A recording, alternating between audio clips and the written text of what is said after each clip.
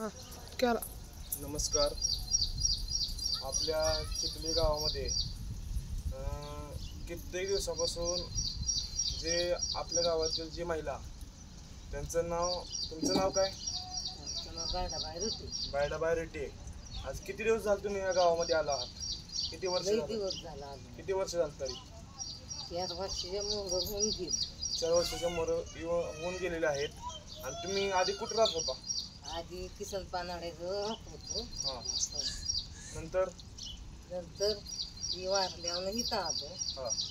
मग तुझ्या माझा हल्लय झालं. असू द्या, ठीक आहे. लक्ष्मीच्या मंदिरामध्ये गावामध्ये आल्यापासून किती दिवस तुम्ही लक्ष्मीच्या मंदिरामध्ये राहिला? 4 वर्ष राहिले. 4 वर्ष राहिले. आता ही निर्णय कोणी घेतला किंवा तुमचं मागं शेडचं वगैरे नियोजन केलं, हे कोणी नियोजन केलेलं आहे? उत्तम खोमण्यानी आणि पिंपल्या पोलीस पाटलांनी. आज चिखली गावचे विद्यमान सरपंच श्री उत्तम महादेव कोमने यांनी आणि आपल्या गावचे जे पोलीस पाटील आहेत पिंटू गायकवाड यांनी या शेडचं एक नियोजन केलं.